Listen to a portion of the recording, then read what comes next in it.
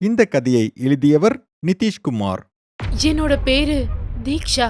இன்னைக்கு நான் என்ன பத்தி தான் பேச போறேன். இந்த கதையில நீங்க என் தங்கச்சியோட வாழ்க்கைய பத்தி தெரிஞ்சுக்க போறீங்க. இது காலேஜ் டைம்ல நடந்தது. அவங்க 2 பேரும் 11th ஸ்டாண்டர்ட் படிச்சிட்டு இருந்தாங்க. அதோட அது ஒரு கான்வென்ட் ஸ்கூல். அவளோட பேரு புல்புல். புல்புல் என் கூட பிறந்த தங்கச்சி கிடையாது. அவ என் மாமா பொண்ணு. அவங்க அப்பா திடீர்னு ஒரு நாள் ஆக்சிடென்ட்ல இறந்து போயிட்டாரு. அப்புறம் புல்புலோட அம்மாவும் சில வருஷத்துக்கு அப்புறம் வேற கல்யாணம் பண்ணிக்கிட்டாங்க. அவங்களுக்கு நல்ல பையன் கிடைச்சிருந்தான். ஆனா புல்புல கூட்டிட்டு வரக்கூடாதுன்னு அவர் கண்டிஷன் போட்டிருந்தாரு. இவங்க இப்படி பேசிட்டு இருந்தது பெரிய சண்டையாச்சு. சண்டை பெருசாயிட்டே இருந்தது. ரிலேஷன்ஷிப்பே உடைஞ்சு போற மாதிரி இருந்தது. அப்புறம் தான் அம்மா அப்பா புல்புல எங்க வீட்டுக்கு கூட்டிட்டு வந்தாங்க. புல்புல் என் கூட பிறந்தவ இல்லன்னு எனக்கு எப்பவுமே தோணுனதே இல்ல. நாங்க 2 பேரும் எப்பவும் அவ்வளவு சந்தோஷமா இருப்போம். ஒன்னா படிக்கிறது, விளையாடுறது, சந்தோஷமா இருக்கிறதுன்னு எங்க வாழ்க்கை அவ்வளவு நல்லா இருந்தது. அப்புறம் ஒரு நாள் வழக்கம் போல சாயந்தரம் 4 மணிக்கு எங்க ஸ்கூல்லாம் முடிஞ்சதுக்கு அப்புறம் புல்புல் என்கிட்ட சொன்னா, அக்கா நான் வாஷ்ரூம் போயிட்டு வந்துடுறேன். 15 நிமிஷம் ஆயிடுச்சு. ஆனா அவ திரும்ப வரவே இல்ல. மெதுவா டைம் ஆக ஆக எனக்கு பயம் அதிகமாயிட்டே இருந்தது. அப்புறம் வேற என்ன பண்றதுன்னு தெரியாம நானே வாஷ்ரூம்ல போய் பார்க்கலான்னு போனேன். நான் அங்க போய் பாத்ரூம்ல கால் எடுத்து வச்ச உடனே பார்த்தா அங்க டேப்ல தண்ணி இல்ல, ரத்தம் தான் வந்துட்டு இருந்தது. கீழே நிலத்திலயும் வெறும் ரத்தமா தான் இருந்தது. நான் ரொம்பவே பயந்து போய் புல்புல் அப்படின்னு சத்தமா கத்திக்கிட்டு உள்ள போனேன். புல்புல் எங்க இருக்க நீ? புல்புல் என் எதிரில தான் அவ வாஷ்ரூம்குள்ள போனா. திடீர்னு எங்க காணாம போயிருப்பா. அப்போ கதவு திறந்துதா இருந்தது. வாஷ்ரூம்ல யாருமே இருக்கல. அப்போ திடீர்னு என் நெத்தி மேல ஏதோ விழுந்த மாதிரி இருந்தது. அதை தொட்டு பார்க்கும்போது அது யாரோ ஒருத்தரோட ரத்தம் மேல இருந்து என்னோட தலை மேல விழுந்துட்டு இருந்தது. அங்க என்ன இருக்குன்னு நான் தலைய மேல தூக்கி பார்த்தா எனக்கு அப்படியே தலை கால புரியாம இருந்தது. என் தலைக்கு நேரா மேல புல்புல தலை கீழே தொங்க விட்டு இருந்தாங்க. அவளோட கண்ணுல ரத்தம் ஒழுக அவ என்னையதான் பாத்துட்டு இருந்தா. அது மட்டும் இல்லாம அவளோட தலையில அடிபட்டு இருந்தது. அதுல இருந்து வந்துட்டு இருந்த ரத்தம் தான் என் தலை மேல விழுந்துட்டு இருந்தது. நான் இப்படி பாத்துக்கிட்டே இருக்கும்போது திடீர்னு எனக்கு ஒரு விஷயம் தோணுச்சு. அப்போ நேரா அவ வந்து என் மேல விழுற மாதிரி இருந்தது. நான் ரொம்பவே பயந்து போய் சத்தமா கத்த ஆரம்பிச்சேன். பயந்து பாத்ரூமை விட்டு வெளியே போலான்னு போகும்போது அங்க புல்புல் என் கண்ணுக்கு எதிரில டோர் கிட்ட நின்னுட்டு இருந்தா. அக்கா ஏன் பயப்படுறீங்க? நான் உங்க புல்புல். வாங்க நம்ம வீட்டுக்கு போலாம். சாயந்தரம் ஆயிடுச்சு, அம்மா ரொம்ப கோவப்படுவாங்க. புல்புல் சொல்ற விஷயத்தையெல்லாம் நான் கேட்டுட்டு இருக்கும்போது திடீர்னு யாரோ ஒரு வயசான பொம்பளை அவளோட கழுத்து மேல உட்கார்ந்துட்டு இருக்கிற மாதிரி எனக்கு தோணுச்சு. அவங்களுக்கு ஒரு கண்ணே இருக்கல. அவங்க தலையும் பாதியா வெட்டப்பட்டிருந்தது. அதுல இருந்து புழுக்கள் வெளியே வந்துட்டு இருந்தது. அப்போ புல்புலுக்கு மேல உட்கார்ந்துட்டு இருந்த அந்த பேய பார்த்தேன். அடுத்த நிமிஷமே புல்புல பார்த்தேன். புல்புலோட கண்ணு அப்புறம் தலையில இருந்து ரத்தம் வந்துட்டு இருந்தது. அவ காலு பின்பக்கமா திரும்பி இருந்தது. அந்த மாதிரியே அவ என்ன நோக்கி நடந்து வந்தா. அப்போ திடீர்னு பியூனும் சில டீச்சர்ஸ் அங்க ஓடி வந்தாங்க. அவங்க வந்த உடனே புல்புல் சரியா போயிட்டா. என்னாச்சு தீக்ஷா, ஏன் கத்துன? இப்படி பியூன் என்ன கேட்டாரு. அப்போ புல்புல் கதவுக்கு பின்னாடி ஒளிஞ்சுக்கிட்டு இனிய பாத்துட்டு இருந்தா. நான் ஒண்ணுமே சொல்லல. நான் பயந்து போய் கதவுக்கு பின்னாடி பாத்துட்டு இருந்ததை பார்த்து பியூனும் அங்க பாத்தாரு. அங்க புல்புல் நின்னுட்டு இருந்ததை பார்த்தாரு. அப்புறம் அவரு அவளோட தலையை பாக்குறாரு. அங்க ரத்தம் ஒழுகிட்டு இருந்தது. அவர் அப்படியே ஷாக் ஆயிடுறாரு. என்ன 2 பேரும் ரகலை பண்ணிட்டு இருக்கீங்க? சண்டை போடுறதுக்கு தான் ஸ்கூலுக்கு வரீங்களா? இரு, நான் இப்பவே உங்க அப்பாவுக்கு கால் பண்ணி உங்களை பத்தி நான் கம்ப்ளைண்ட் பண்றேன். அதுக்கப்புறம் அந்த பியூன் என்ன திட்டிக்கிட்டே புல்புல்ல அங்க இருந்து வெளியே கூட்டிட்டு போறாரு. ஆனா யாருக்குமே நான் சொன்ன எதுவும் புரியல. எல்லாருக்கும் நான் தான் தப்பு பண்ணவளா இருந்தேன். நாங்க 2 பேரும் ஏதோ ஒரு விஷயத்துக்கு சண்டை போட்டு நான் தான் புல்புலோட தலையில அடிபட்டதுக்கு காரணம்னு எல்லாரும் நினைச்சாங்க. புல்புல் அவளோட ட்ரீட்மெண்ட்டை முடிச்சுக்கிட்டு வெளியே வந்தப்போ அதுக்கப்புறம் அவ முன்னாடி இருந்த மாதிரி மாறிட்டா. அப்புறம் நேரா என்கிட்ட வந்து என்ன கட்டி பிடிச்சுக்கிட்டா. சத்தமா அழ ஆரம்பிச்சா. தீக்ஷா அக்கா, எனக்கு யார் இப்படி எல்லாம் பண்ணா?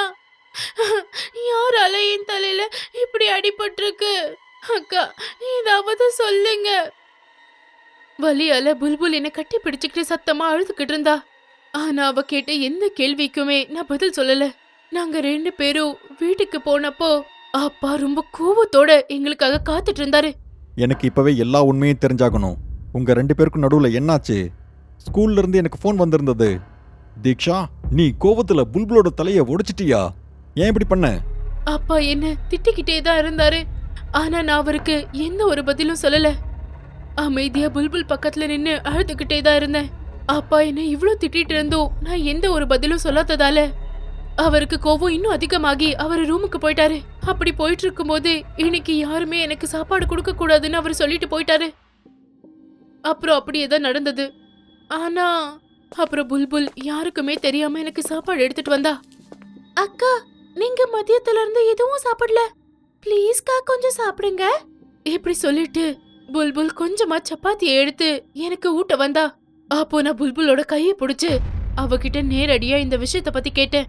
புல்புல், நிஜமாவே உனக்கு ஞாபகம் இல்லையா? எதை பத்தி அக்கா? ஸ்கூல் முடிஞ்சதுக்கு அப்புறம் நீ வாஷ்ரூம் போனியே, அப்போ அங்க என்ன நடந்துச்சுன்னு ஞாபகம் இல்லையா? நான் இப்படி கேட்டப்போ புல்புல் ஏதோ யோசிச்சதுக்கு அப்புறம் சொன்னா, அது கொஞ்சம் கொஞ்சமா ஞாபகம் இருக்குக்கா. நான் வாஷ்ரூம்குள்ள போனப்போ வாஷ்ரூம்ல இருக்கிற வாஷ் பேசின்ல தண்ணிக்கு பதிலா ரத்தம் வந்துட்டு இருந்தது. அதால பாத்ரூம் முழுக்க ரத்தமாவே இருந்தது. நான் ரொம்பவே பயந்து போய் சத்தமா கத்திக்கிட்டு வாஷ்ரூம்குள்ள போனேன். ஆனா வாஷ்ரூம்ல எல்லா கதவும் திறந்திருந்தது. அதோட வாஷ்ரூம்ல யாரும் இருக்கல. அப்புறம் திடீர்னு என் தலையில ஏதோ விழுந்த மாதிரி தோணுச்சு. அத தொட்டு பார்த்தா அது ஒருத்தரோட ரத்தம். இந்த ரத்தம் எப்படி வந்துச்சுன்னு தலையை தூக்கி நான் மேல பார்த்தா பயத்தால சத்தமா நான் கத்திட்டேன். அடுத்து புல்புல் என்ன சொல்ல போறான்னு எனக்கு நல்லா தெரிஞ்சிருந்தது. அதனால அடுத்து நடந்தத நானே சொல்ல ஆரம்பிச்சேன். நீ அப்படி மேல பார்த்தப்போ ஒரு பொம்பளை அப்படியே தலைகீழ தொங்கிட்டு உன்னையே பார்த்துட்டு இருந்தாங்களா? அவங்களுக்கு ஒரு கண்ணு இல்லாம அப்புறம் தலை பாதியா உடைஞ்சு போயிருந்ததா? அதுல இருந்து புழுக்கள் வெளியே வந்துட்டு இருந்ததா? இவ்ளோ நேரம் நான் யாருக்கிட்டயுமே சொல்லாத ஒரு விஷயத்த நான் புல்புல் கிட்ட சொல்லிட்டு இருந்தேன். புல்புல்க்கு அப்போ திடீர்னு வேத்து கொட்ட ஆரம்பிச்சது. அவ ஆச்சரியப்பட்டு என்கிட்ட கேட்டா, அக்கா, இதெல்லாம் எனக்கு நடந்ததுன்னு உங்களுக்கு எப்படி தெரியும்? ஏன்னா எனக்கும் இதே மாதிரி தான் நடந்தது. ஆனா விஷயம் என்னன்னா, உடம்புல எனக்கு எங்கேயுமே காயம் ஏற்படல. அப்படி இருக்கும்போது உனக்கு மட்டும் எப்படி அடிபட்டுச்சு? அப்போ புல்புல் அத ஞாபகப்படுத்திக்கிட்டு என்கிட்ட எப்படி சொன்னா, அது நான் பயந்து போய் டோர் கிட்ட ஓடி போகும்போது என்னோட கால் தடுக்கிடுச்சு. அப்போ திடீர்னு நான் மயங்கி கீழே விழுந்துட்டேன். அதுக்கப்புறம் எனக்கு எதுவும் ஞாபகம் இல்லக்கா. புல்புல் இப்படி சொன்னதை கேட்டு என்னோட தலையில 1000 கேள்வி ஓடிட்டு இருந்தது. அப்படி அந்த பாத்ரூம்ல என்ன இருந்தது? அப்புறம் வாஷ் பேசின்ல அந்த ரத்தம், தலைகீழ தொங்கிட்டு இருந்த அந்த வயசான பாட்டி. நான் இத பத்தி ஏதோ யோசிச்சுக்கிட்டு இருந்தேன். அப்போ நான் திரும்பி பார்க்கும்போது புல்புல் ஆழ்ந்த தூக்கத்துல இருந்தா. அவ மாத்திரை போட்டிருந்ததால அந்த மாத்திரையால தான் இப்படி தூங்கிட்டு இருக்கான்னு நினைக்கிறேன். புல்புல் அப்படி நிம்மதியா தூங்கிட்டு இருக்கிறத பார்த்து நான் ரூமோட லைட்டை ஆஃப் பண்ணிட்டேன். அதுக்கப்புறம் தூங்கலான்னு நான் பெட்ல போய் படுத்தப்போ எனக்கு அப்படியே மூச்சே நின்னு போச்சு. அந்த வயசான பாட்டி நேரா புல்புலோட பெட்டுக்கு மேல தலைகீழ தொங்கிட்டு புல்புலையே பாத்துட்டு இருந்தாங்க. அப்புறம் மெதுவா கீழே வந்து புல்புலோட தலையில ஏற்பட்டிருந்த அந்த காயம் வழியா ரத்தத்தை குடிக்க ஆரம்பிச்சது. புல்புல் தூக்கத்திலேயே தவிச்சுக்கிட்டே இருந்தா. தீக்ஷாக்கா, என்ன காப்பாத்துங்க, என்னோட தலை எனக்கு ரொம்ப வலிக்குது. ரொம்ப பயந்து போயிருந்ததால நான் அப்படியே ஒரு கல்ல மாறிட்டேன். என்னால புல்புலுக்கு எந்த ஒரு உதவியுமே பண்ண முடியாம இருந்தது. அவளோட சத்தமான கதறல் சத்தம் ரூம் முழுக்க எதிரொலிச்சிட்டு இருந்தது. அதுக்கப்புறம் ஒரு பில்லோவால நான் அப்படியே என் காதை மூடிக்கிட்டேன். அந்த சத்தத்தை நான் கொஞ்சம் கூட கேட்கவே கூடாதுன்றதுக்காக இப்படி பண்ணேன். அதுக்கப்புறம் கொஞ்ச நேரத்திலேயே எல்லாமே முடிஞ்சு போச்சு. புல்புலோட கதறல் சத்தம் இப்போ நின்னு போச்சு. நான் மெதுவா கண்ணு திறந்து புல்புல்ல அங்க பார்த்தப்போ அவ நிம்மதியா படுத்து தூங்கிட்டு இருந்தா. ஆனா அடுத்த நாள் காலையில நான் புல்புல்ல பார்த்தப்போ எனக்கு அப்படியே மூச்சே நின்னு போச்சு. ஏன்னா புல்புலோட உடம்பு அப்படியே வெள்ளை கலர்ல மாறி போயிருந்தது. அது மட்டும் இல்லாம அவளோட கண்ணு அப்படியே கருப்பா மாறி இருந்தது. இப்போ அவளோட உடம்புல வெறும் எலும்பு மட்டும் தான் இருந்தது. அவ பார்க்க ரொம்பவே வீக்கா இருந்தா. இப்போ புல்புல் ரொம்ப விசித்திரமா மாறிட்டு இருந்தா. ஸ்கூல்லயும் அவளோட நடவடிக்கை ரொம்பவே விசித்திரமா இருந்தது. டீச்சர்ஸ் அவளுக்கு என்ன சொன்னாலும் அவ படிக்கவே இல்ல. பதிலா அவங்களே முறைச்சுக்கிட்டு இருந்தா. அப்புறம் கிளாஸ் ரூம்ல அவ தனியா உட்காந்துட்டு இருந்ததை பார்த்து அவகிட்ட போய் பேசலான்னு யோசிச்சேன். அப்புறம் நான் மெதுவா அவகிட்ட போகும்போது ஜன்னல் வழியா வெளியே பார்த்துக்கிட்டு அவ சத்தமா சிரிக்க ஆரம்பிச்சா. அதோட ஏதோ சொல்லிக்கிட்டே இருந்தா. என்னோட ஹார்ட் பீட்டும் அதிகமாக ஆரம்பிச்சது. அதுக்கப்புறம் நான் மெதுவா அவகிட்ட போய் ஜன்னல் வழியா வெளியே பார்த்தேன். அங்க அந்த வயசான பொம்பளையோட நிழல் தெரிஞ்சது. நேத்து ராத்திரி புல்புலோட தலையில இருந்து ரத்தத்தை உறிஞ்ச அதே பேய். அப்போ புல்புல் என்ன திரும்பி பார்த்தா. அவளோட முகத்துல கோவம் அதிகமா இருந்தது. கண்ணு அப்படியே சிவப்பா மாறி இருந்தது. அங்க இருந்து நான் பின்னாடி போயிட்டு இருக்கும்போது புல்புல் நேரா வந்து என் கழுத்தை பிடிச்சிட்டா. அப்புறம் அப்படியே என்னை தூக்கி வீசிட்டா. நான் வேகமா போய் பெஞ்ச் மேல விழுந்துட்டேன்.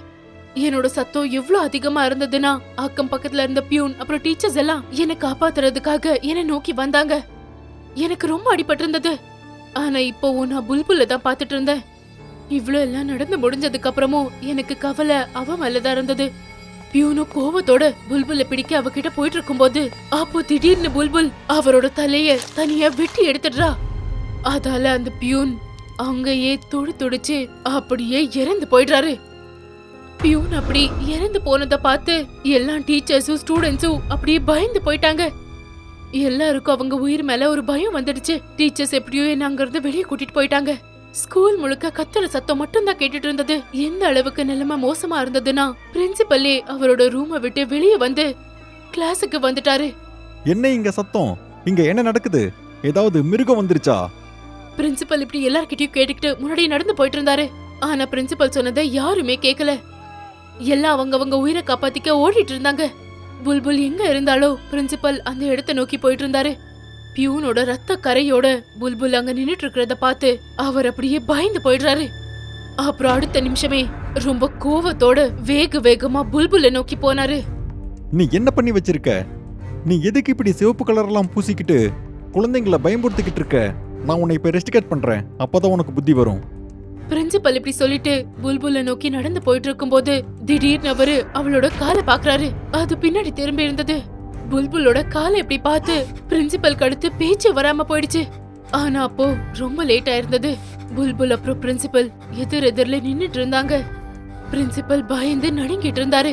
அப்போ திடீர்னு புல்புல் காத்துல பறந்துகிட்டே பிரின்சிபல்ல உத்து பாத்துட்டு இருந்தா.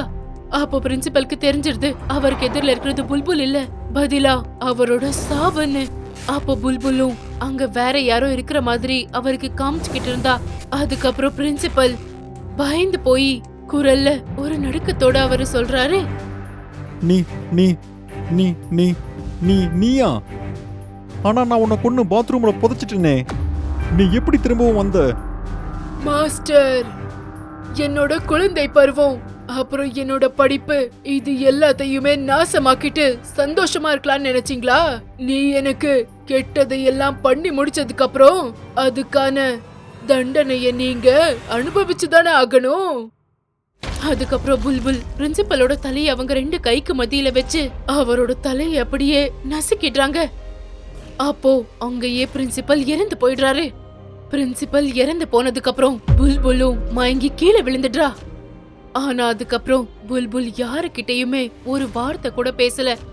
ஆமா, ஆனா இன்னைக்கும் அவ காரிடார் இல்ல கிளாஸ் ரூம்ல இருக்கிற ஜன்னலுக்கு வெளியே பார்த்து சிரிச்சுக்கிட்டு தான் இருக்கா.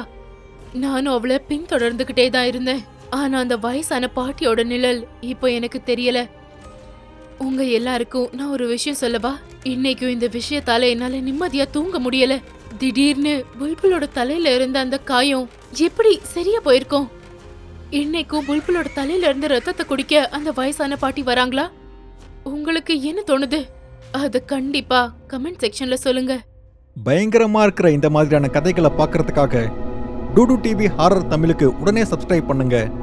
அப்புறம் உங்களோட கதையும் இந்த உலகத்துல இருக்கிறவங்க பார்க்கணும்னு நீங்க ஆசைப்பட்டீங்கன்னா உடனே டூடு டிவி மெயில் அட்ரஸ்க்கு உங்களோட கதையை அனுப்புங்க. அடுத்த பயங்கரமான கதை உங்களோட தான் இருக்கிறதுக்கும் வாய்ப்பு இருக்கு.